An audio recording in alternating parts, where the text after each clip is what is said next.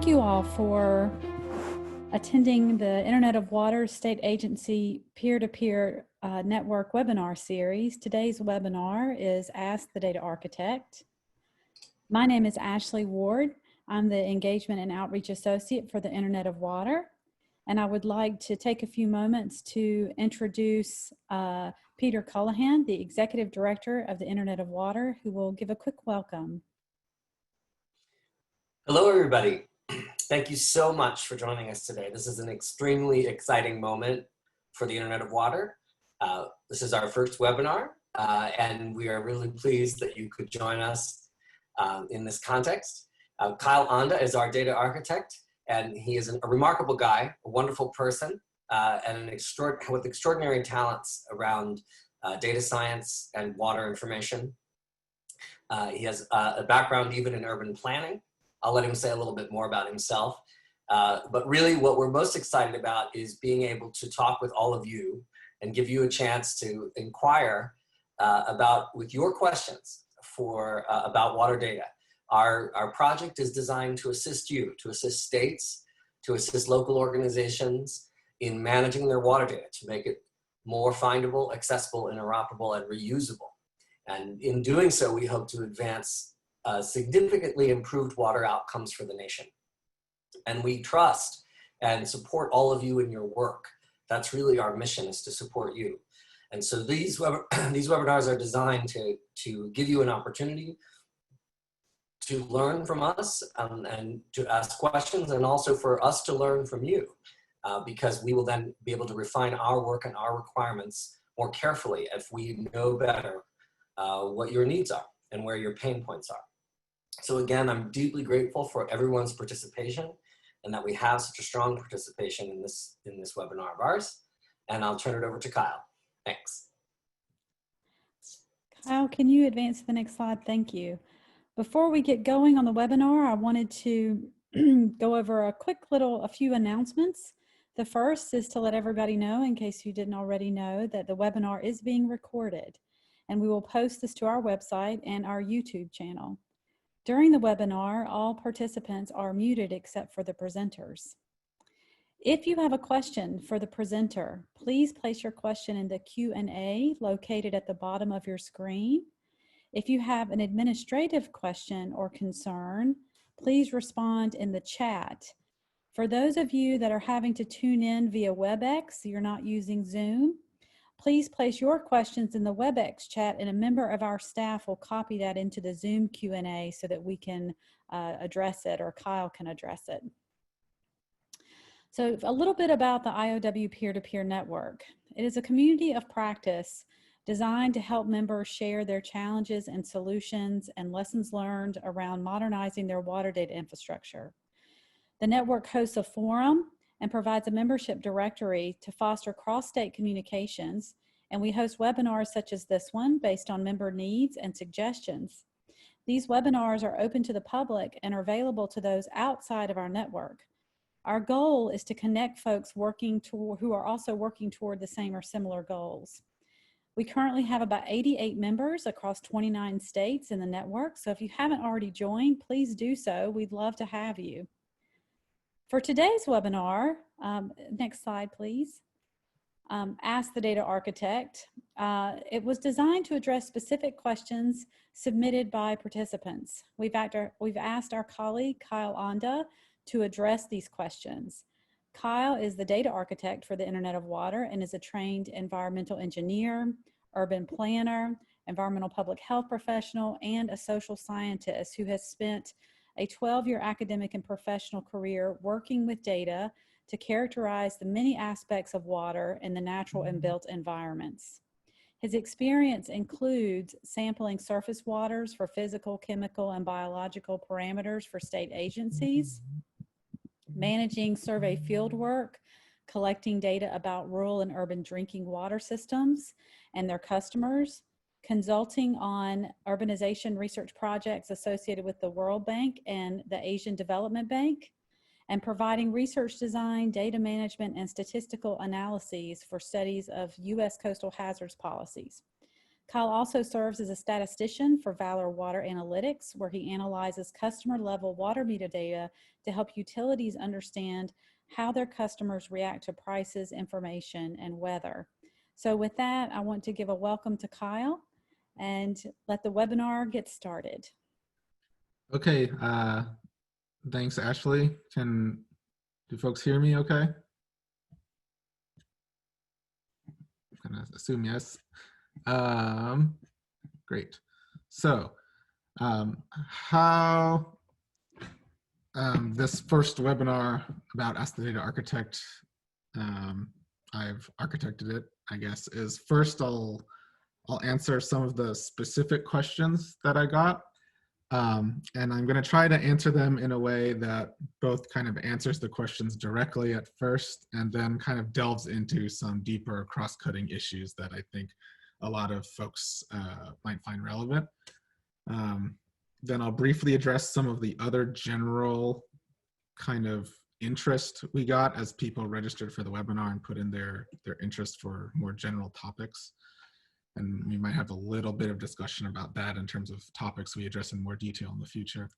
And then I'm going to provide an overview of this project that we have going on with the USGS just starting up called Geoconnex, which is really about bringing a lot of water data and environmental data more broadly into the paradigm of linked data on the web and how state agencies might be able to connect to it. So with that, I'll go forward. So one question we got is this one, and I'll just read it. So within my organization, we want to create a fully functional water use database, and we want to identify what structure or database language provides the greatest functionality. What database structure do you recommend to build a water use database?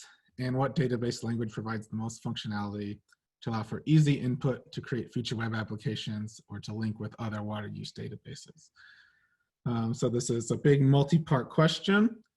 I'll just offer my opinion. In terms of what structure, you're probably in the highest level looking at kind of a relational, often SQL database, unless you're dealing with really high frequency data with a lot of sensors. I wasn't clear from the context of the question whether you meant like a regulatory water use database where you're tracking kind of monthly or annual water use, or tracking water use from like water meters that are giving you readings every 15 minutes or every hour or something like that. Which language or which kind of database? I'll just put out there that most SQL languages are comparable for basic performance and easiness to learn.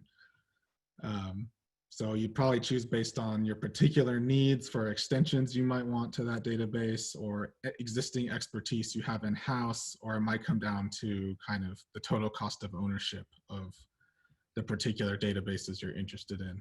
And I'll go over that in more detail.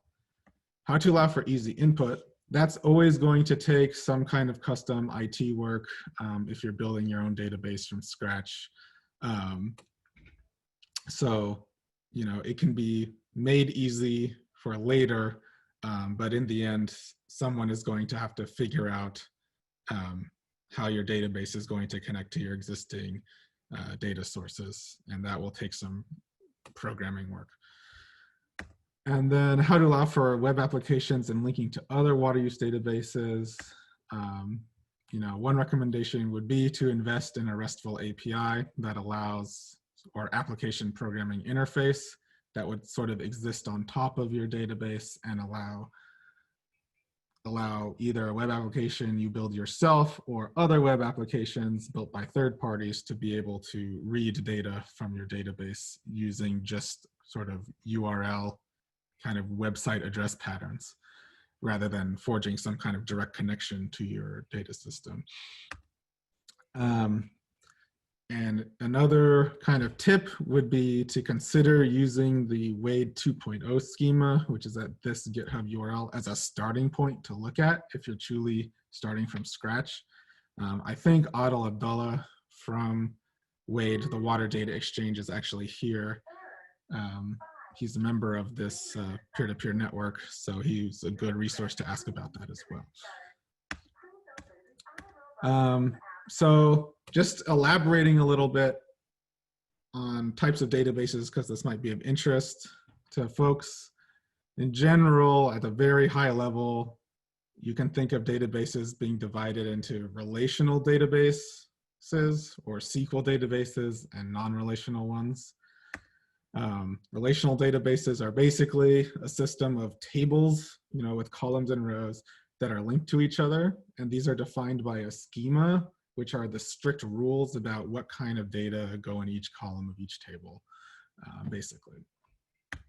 Non-relational databases, there's a greater diversity of how these are structured, and there's a lot of them, but basically the logic is there's keys and values. So there's a list of stuff so there's a list of keys that point to collections of stuff that those keys identify, and it can be much more flexible. So relational databases are good for, highly structured data where you've got limited types of data and links between the entities represented by those data. You can write pretty efficient queries that join various tables together to get the information you want in the same format over and over again. And they're good for, data integrity and durability. Non-relational databases are good for more heterogeneous data, objects, images, binary files, just collections of random text. They're good if you don't really know what you want the data to be structured like ahead of time exactly. You might be creating unanticipated links between entities along variables that you don't know ahead of time, or adding new data types. And then they tend to be more efficient for simple queries of very, very large amounts of data that you might want distributed across many different servers. NoSQL databases are better kind of for being federated across a lot of servers. So typical use cases of a relational system are your typical accounting systems or customer management systems. Most regulatory information databases are of this kind, scientific data. Non-relational databases are great for unstructured content like text documents, or searching over relationships between nodes in a network, like social network analysis. And then they've kind of gotten more, there's a new application in terms of Internet of Things where you have tons and tons of sensors that are coming online, and maybe they're all tracking different things at different time intervals, and it's unclear how they're all related statically. And they are all giving you data at 5-minute intervals or less. And so IoT is a good application of a non-relational database of a certain kind.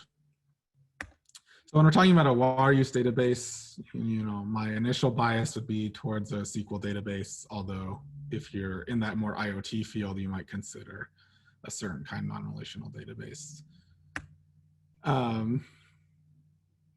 In terms of this aspect of the question that was which SQL or which database language, SQL code tends to be similar across database providers, with syntactical differences around things like date formats or how null or no data is represented, or the case sensitivity of the names of the columns and things like that. Those are syntactical issues that that are minor, but can lead to problems migrating one database to another. So they're important to be aware of. However, in terms of basic performance, all of the SQL languages basically do the same kind of thing. So it might come down to, if you have an internal developer, what they're most comfortable with already.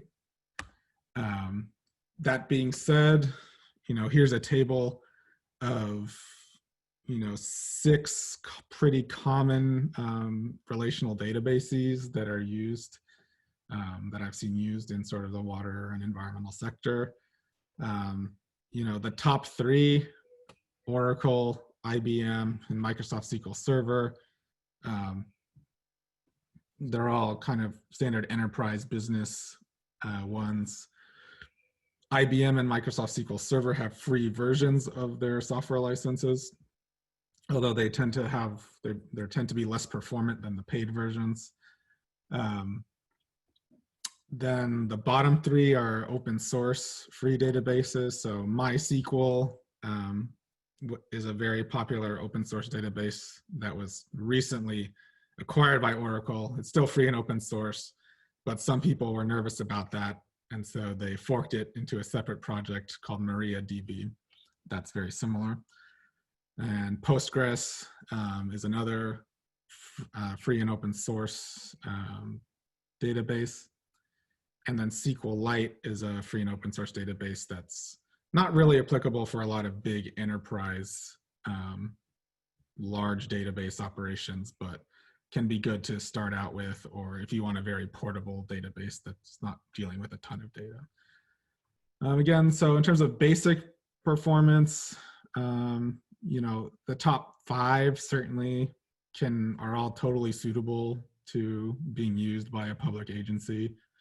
And it might just depend on kind of what your developers are used to and what you already have licenses for. If you're already a customer of Oracle or Microsoft, then maybe adding another version of that database to your portfolio isn't going to cost you too much. I just mentioned that if you are interested in high frequency time series data, Postgres has a open source add-on that's been recently developed called TimescaleDB that can be useful for that. And then particularly in water use, you might be interested in doing certain geospatial operations within the database itself rather than in the application layer that might exist on top of the database. Most databases have some sort of capability. It's my opinion that Postgres, which is PostGIS, is one of the best options for that, particularly since it's free. But they all have certain options for that. The sub-question on what database structure, that really depends on what you want to query, what your use case is. Typical water use databases that exist out west were made for kind of legal purposes. I want to find all the water rights in a certain area of land that is of interest to developers, or there's a water rights dispute, so I need to look up a name and find out the records about water rights owned by that person. More modern uses include the ability to sort of dynamically summarize water use at multiple scales, temporal and spatial. So that said, a useful starting point is the Western States Water Council Water Data Exchange Schema, which is available on GitHub in public. It was designed as a least common denominator among a lot of water use databases and water rights databases in the Western states. So it might not do exactly everything you'd want it to at first glance, but it does represent sort of a wide diversity of water use data. And so looking at the kinds of tables it has and the kinds of relationships it has would be a useful thing to start with, I think. Also in that repository, it includes a lot of SQL scripts in those 4 versions of SQL to generate blank versions of the database, which is really handy. So thanks Otto and his team for putting that out there. So that said, if you're going to design your own or modify the Wade schema, definitely consider designing it in an entity relationship diagram type software that lets you kind of graphically design your tables and pick which variables are the keys and the links to other variables. There are lots of different versions of this software. DBWrench is a pretty popular one. And most of them will do the same thing. Once you've defined the tables, they'll export the code that generates the preferred blank database, depending on which one you want, Microsoft SQL Server, Postgres, MySQL, whatever. So with that, I will pause a bit to see if there's any questions. Hi, Kyle. We do have a question in the Q&A. I'll read it out to you. What is the limitation of using REST APIs that sit on top of the database? Can you request canned queries, or would it allow custom queries that may require several table joins? In general, I would recommend coming up with, you'd want a certain limited number of query patterns. Like, I want to identify things from this table that are joined to this table. But you can allow the user to specify things like, things that are in this region, things in this time period, something like that. So you'd want to define query patterns, but not necessarily specific queries. Okay, we have a couple more questions. I'll just go straight to the next one. How do water quantity and water quality modeling fit into the Internet of Water, and how would the Internet of Water use ontologies, metadata, and terminology services? Okay, so this is a really good question in terms of what the Internet of Water does in general. I think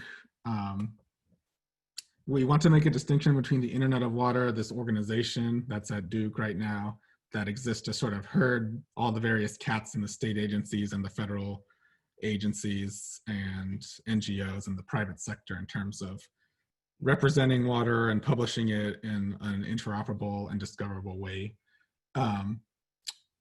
Our team is not super focused on the downstream sort of uses of that data. We're not expert hydrologists or anything. However, there's definitely a use for ontologies and terminology services.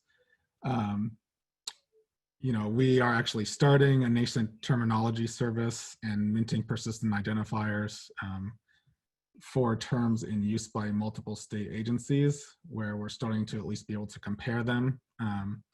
And you can use those persistent identifiers to do things like populate the options for qualitative data categories in a database and things like that. But that's a great topic for another webinar, maybe.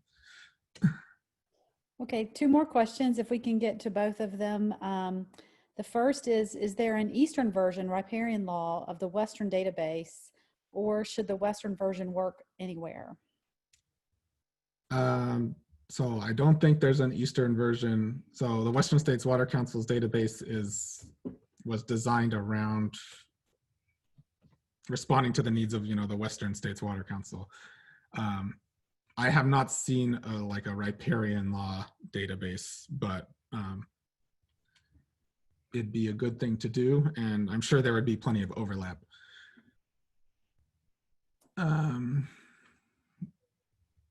Okay, Kyle, so we have quite a few, we have a few questions popping up. What I'm going to do is I'm going to answer one of the follow-up questions to the first one about REST APIs.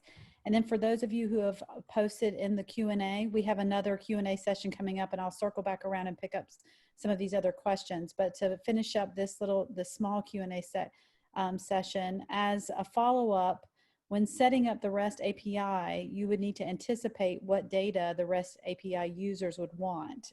That's a question? Right, so you probably couldn't anticipate every single thing that users would want. It'd probably be good to go through some kind of use case exercise where, yes, you're imagining what problem a user is trying to solve and what data they would need in what format to solve that problem.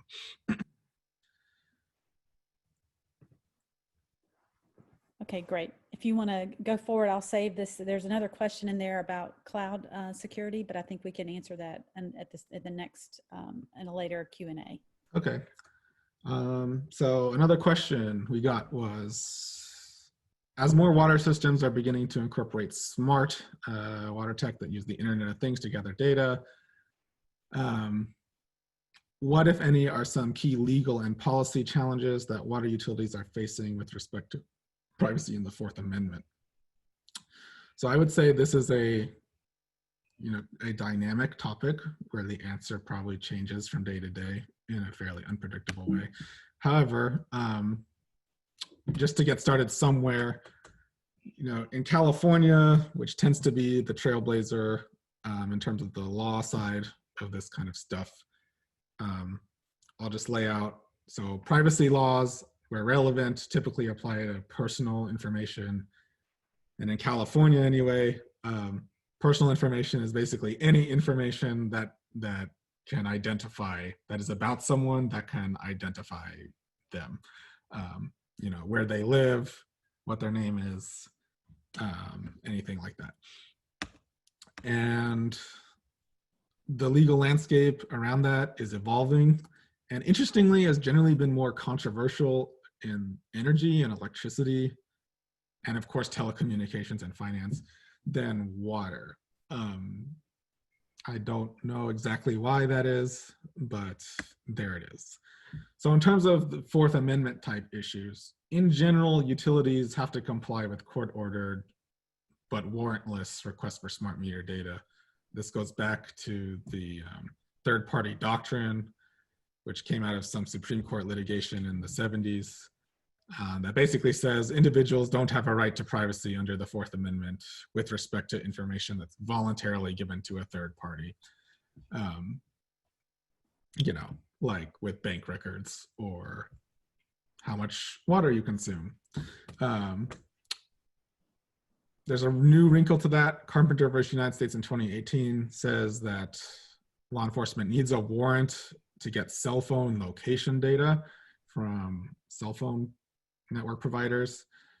That's a narrow ruling that doesn't apply to much else, yet. Who knows what's in the pipeline. In terms of other privacy law that doesn't have to do with with law enforcement, I'm just going to cite California as an example for how things are kind of changing.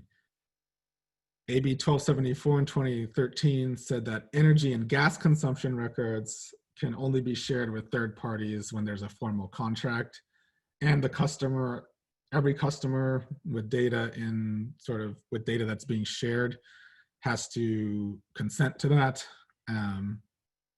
And then any data shared with a third party has to be destroyed after the contract period.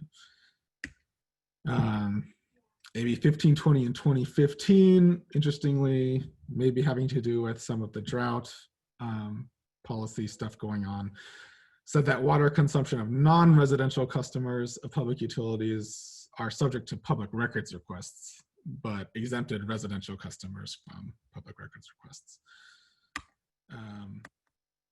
And this had to do with sort of the enforceability of kind of drought restriction on water consumption.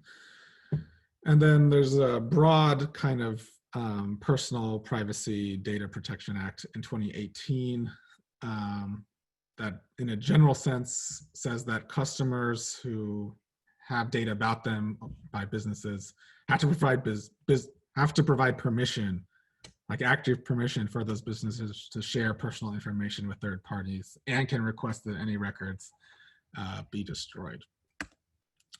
So what does that all mean for utilities? It's unclear. It varies by jurisdiction. It's super weird to me that a lot of the litigation directly addresses, telecom and electricity information, and doesn't really say much about water. In my capacity working as a water meter data utility analyst, what I've seen happen is utilities are just kind of trying to be safe, not sorry, and have practices that in essence assume that the electricity specific legislation applies to them. So that means their metering and billing systems have to have your normal security that you'd want. Only authorized users can technically access it. Customers are notified and can be allowed to opt out of having their information shared with any third party. Third parties who access the data. So I have been chased down multiple times to make sure that I have destroyed, water meter readings that I had access to do some analysis for a utility after that analysis was over. And then in some cases, there are some legislation I saw in Michigan that I think is still circulating in committee, or maybe not got out of it, never got out of it, that would allow customers to opt out of smart metering altogether, in favor of, you know, monthly manual reads, and they just have to pay like a fee to be able to do that. I'm not sure what the state of play is of that, but I have seen a couple of cases of that where customers can opt out of the smart metering altogether. Other kind of related strategies that I've seen are utilities might combine together into partnerships and securely host some version of their data in common. And that entity mediates data sharing contracts with third parties. And that can sort of reduce the burden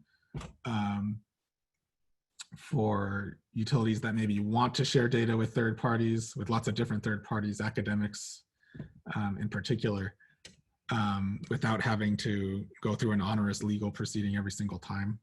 And so an example of that is this scuba warehouse of data from some Southern California water utilities. And then the other kind of option is to de-identify and aggregate data to something like a census tract level or something like that, so that it's no longer personal. And then you can share that more freely without really liability if you're confident that you de-identified the data sufficiently. So if there's any follow-up questions about Internet of Things and water utility and privacy issues.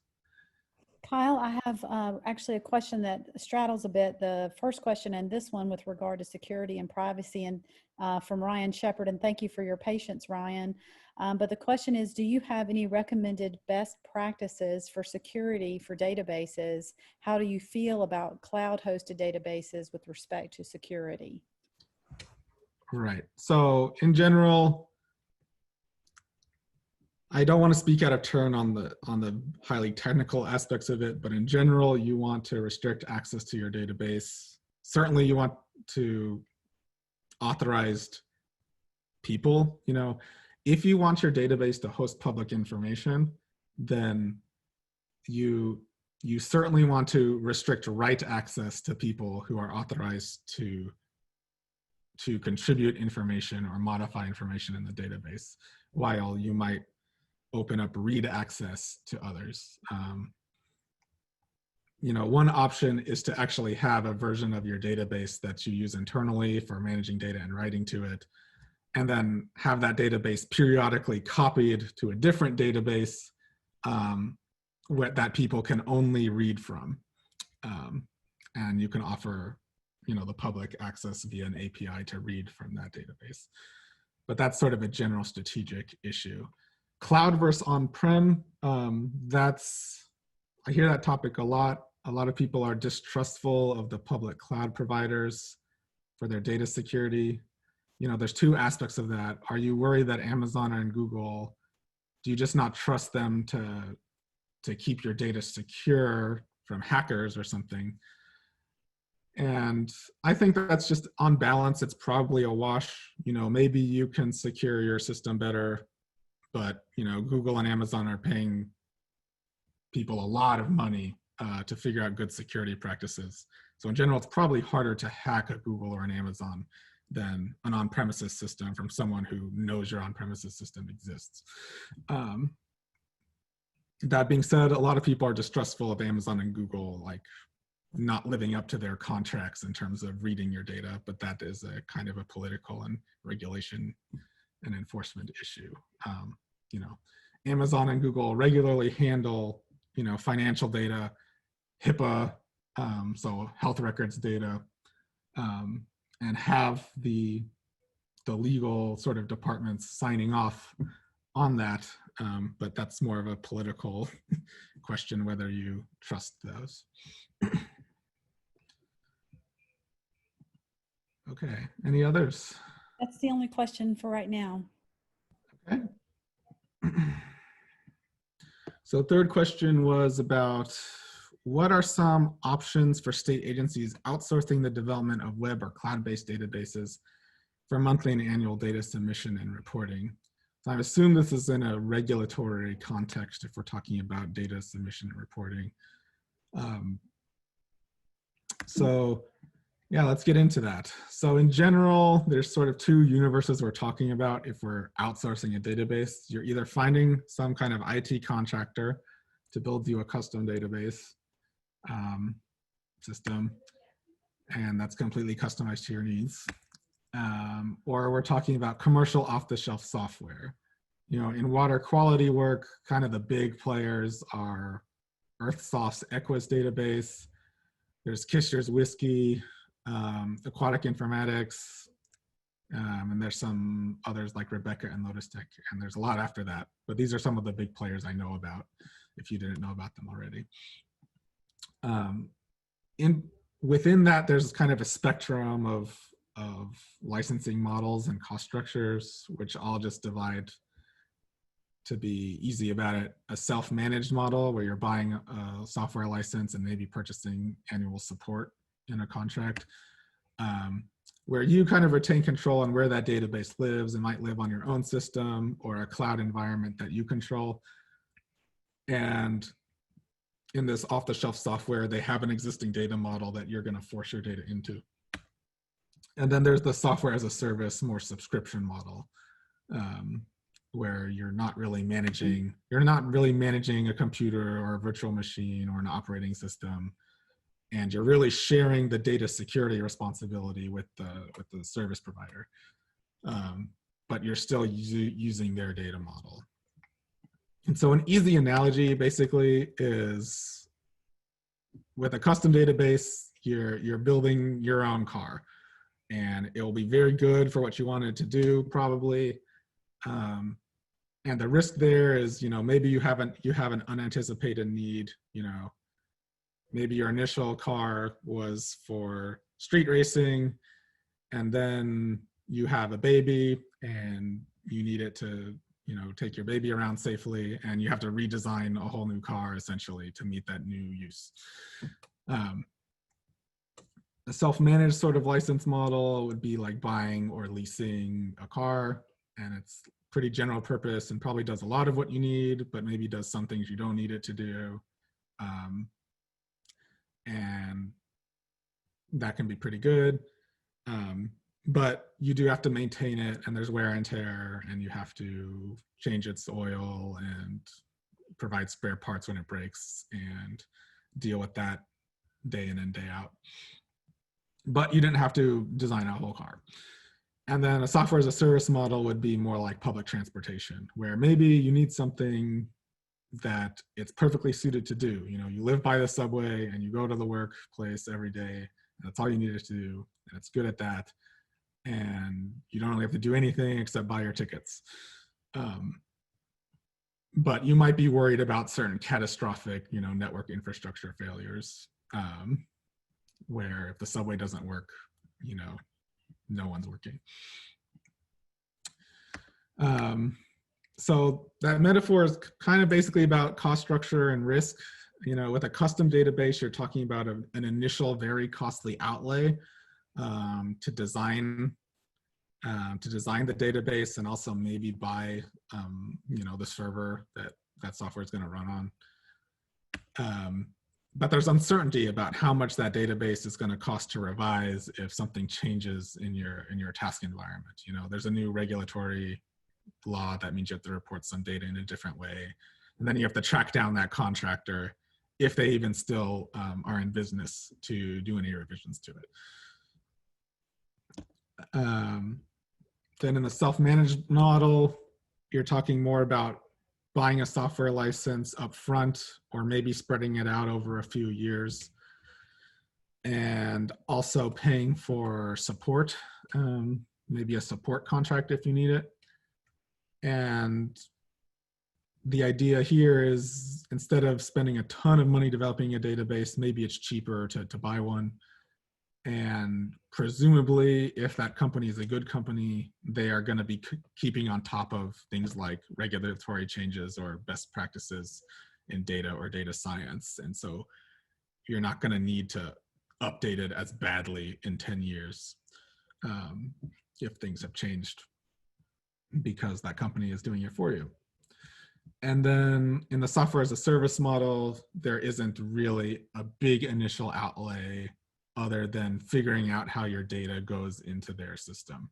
But after that, it's kind of a monthly variable cost model.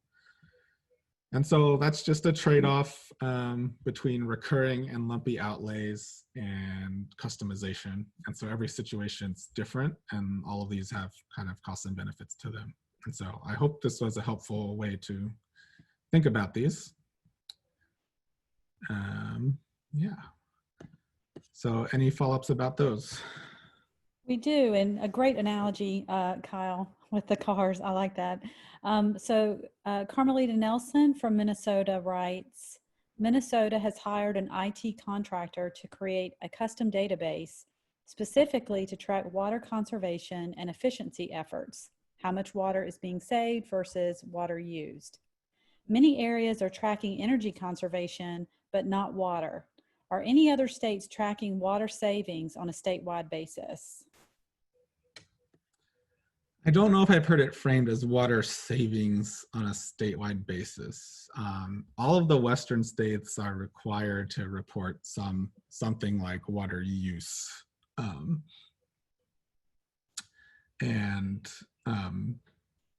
think maybe someone from the Western States Water Council would be better placed to answer this question in greater detail than I could provide. And that's the beauty of the peer-to-peer network, right? We have lots of peers with lots of specialized knowledge. So I think I'll punt that to Otto, just in case I say something wrong, if that's okay. Yeah. Otto, I think Otto, Kristen, can we give Otto the microphone to answer? I see he's on my screen. Yes, I think he can talk now, Otto. You're muted right now, though. Okay. Yeah, thanks, everyone. Thanks, Kyle, for referring the question to me. So I know, so the states that required, many of them, there are different legal frameworks on how water users should or should not or must report water use. But for those who they do report very likely monthly or annual water use, then it becomes the state to process that data and show if there has been efficiency improvements or savings. And it varies by one state to another. I know the state of Utah, they have an obligation, for example, to conserve 25% by the year of 2025. And each year they publish the savings.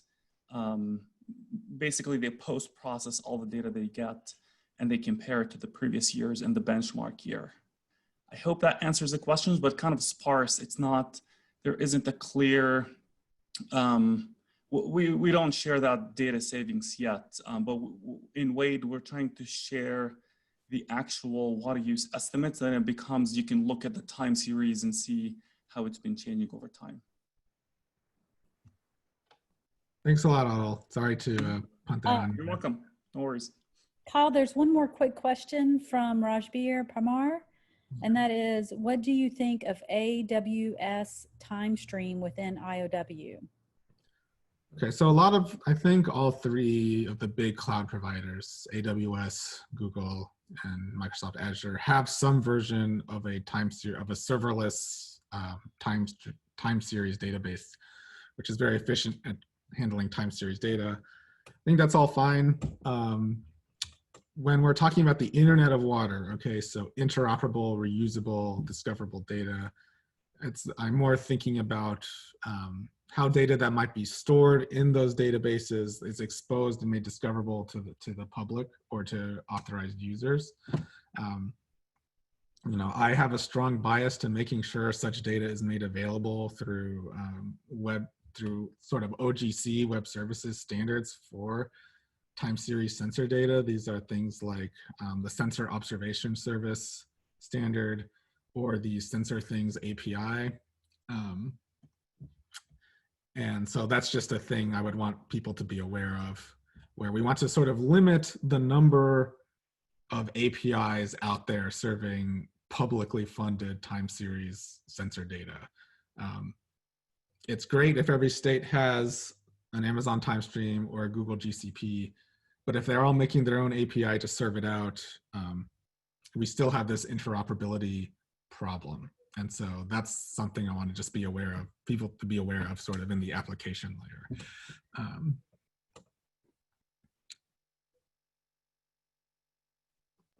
That was the last question for this. Okay.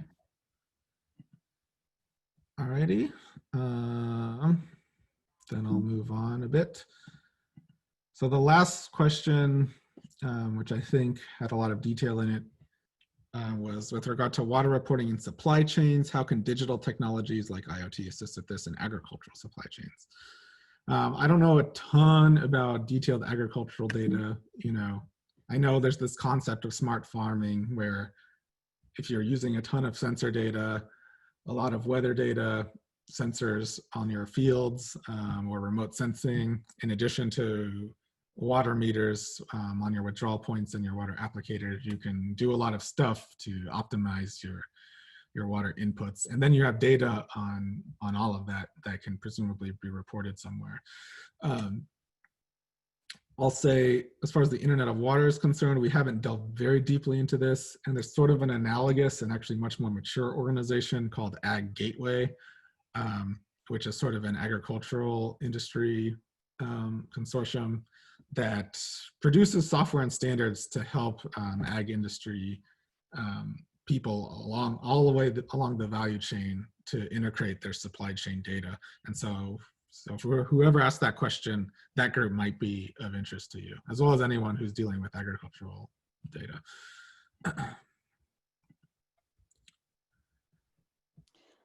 There are no questions on this topic, so you can keep going. All right. So some future plausible webinar topics. We didn't get a lot of kind of specific questions, but I hope this, as the first one, gives you an idea that I try to go broad and deep and use a question to talk about a lot of things that might be relevant to a lot of people. That being said, it looked like there was a lot of interest in general in topics about digitizing historical data, integrating data on different topics from different sources into one kind of workflow or database or data visualization, and then data sharing data with the public or other more specific interested parties. So those are all general topics that we might think about building a webinar around, or we can just encourage more specific questions if you're interested in that are kind of easier to dig claws into. So I guess Ashley has a poll to that effect if folks want. I think, Kristen, we're going to deploy a quick poll to get your feedback on which of those topics you'd like to see for future webinars. And so we'll just give a quick minute for everyone to respond to the poll.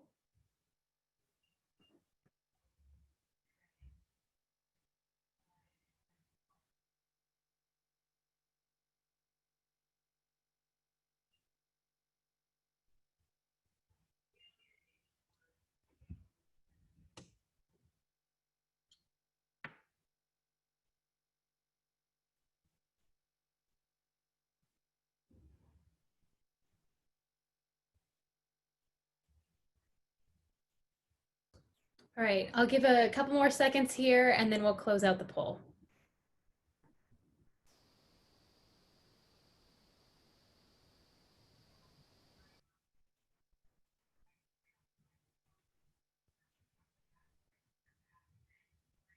Okay, great. It looks like data sharing and data integration are two topics that you all would like to see more of for future webinars. And we will certainly keep that in mind. Kyle, I think we can move on to the next section. And for those of you, Kyle's going to be talking about Geoconnex.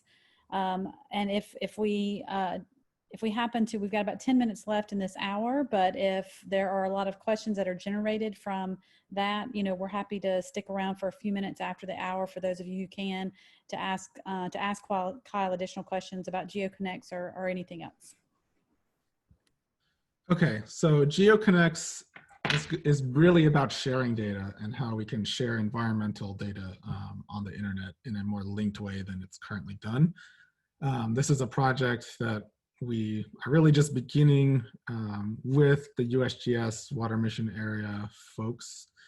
And so really it's about 4 things which I'll go through. So if you are a data producer or publisher or republisher who wants your data to be persistently identified, you should ask me more about Geoconnex. What does it mean to be persistently identified? You know, say you have a website that you're serving data from that has this URL, and that's nice, and people go to that website and receive their data. You might want to make that whole workflow for your data users robust to when you change your website organization. You know, you've changed your API name or just changed how the URL works. You know, normally if people used to be accessing data from here and now are accessing data from here, that won't work.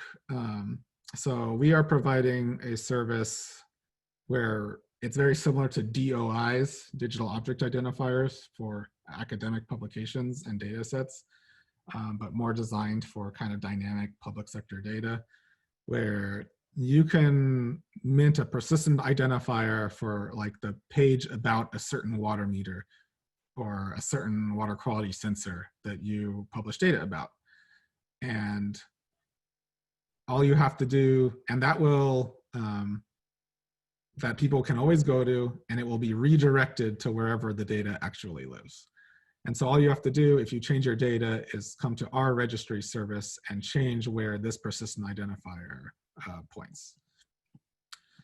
And that way data users remain happy and are none the wiser to your website reorganization. If you would like your data to be linked to persistent and consistent geographies like counties or state boundaries or NHD+, so the National Hydrography Data Set, these are the things like the stream reach codes and the hydrologic unit code watershed boundaries. We are hosting sort of reference versions of those geospatial data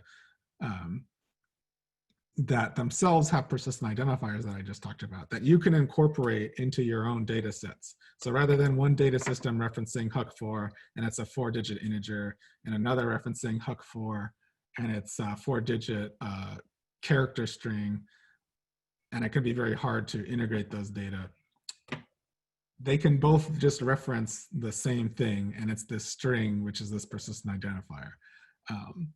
And we think that might be very helpful down the line for data integration across agencies. This also helps with Google search. So if you would like your data to be indexed very highly in Google, to show up in page rankings better than they do now, we provide guidance on what kinds of structured data to include in your HTML pages about sensors and or really whatever you're providing data about. And that can also do neat things like also encode the linkages to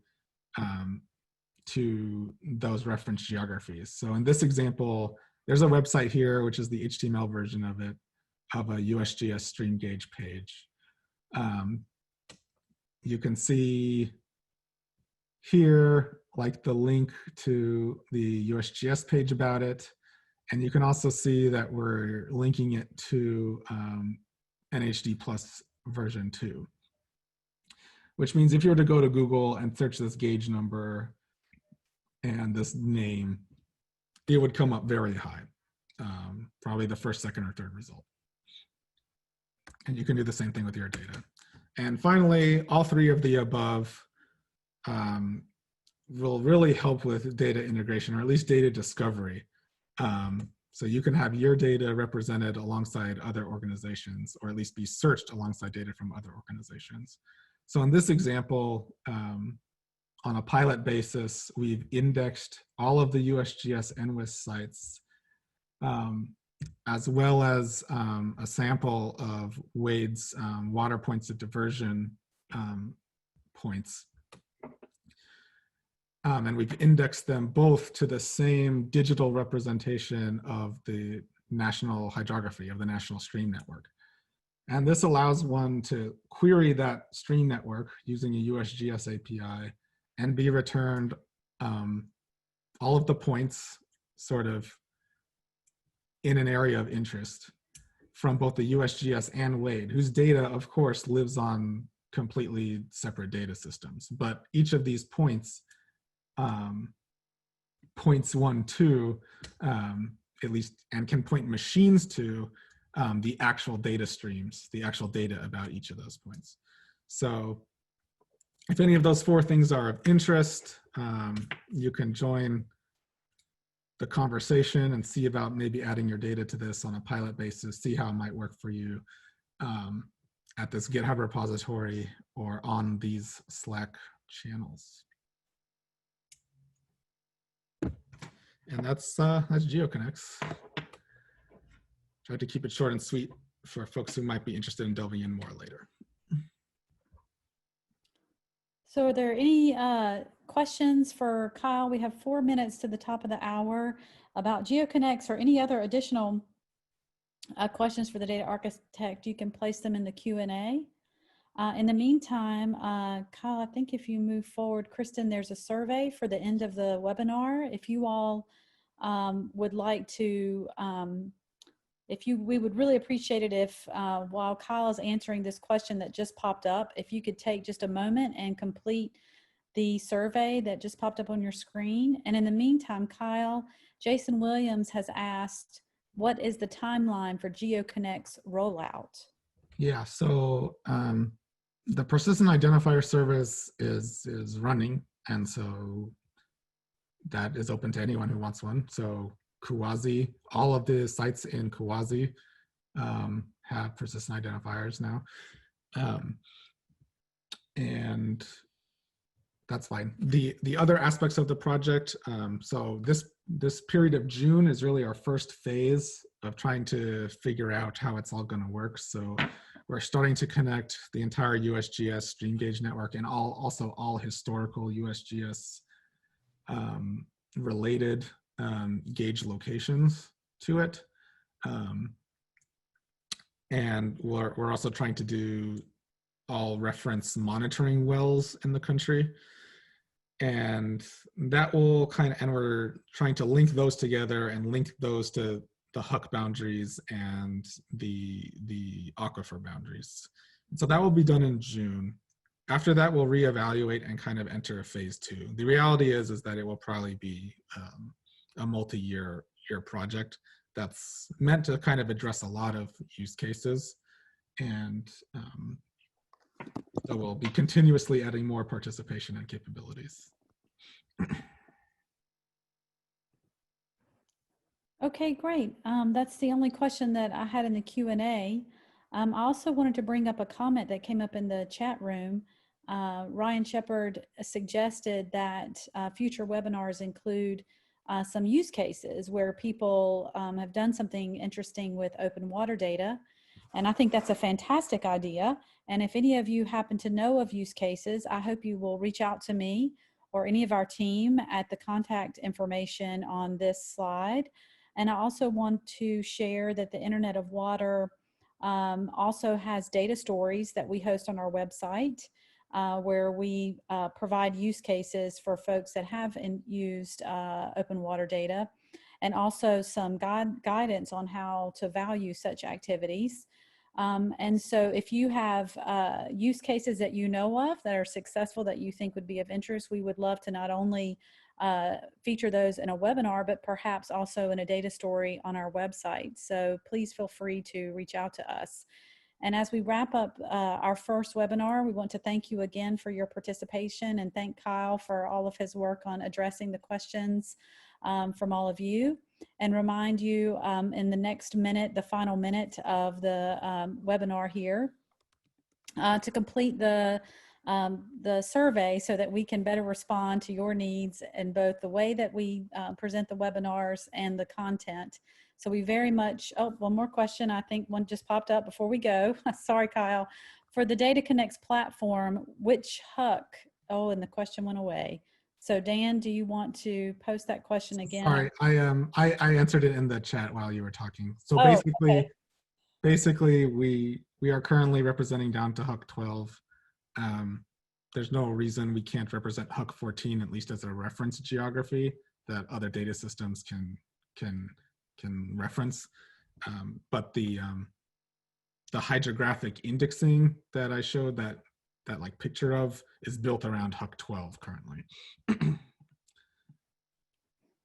Great, thank you. And thank you all again. Let's see, I think, okay. Thank you all again for participating in the webinar today. We very much appreciate it. Feel free to reach out to us, and we hope to see you in future webinars soon.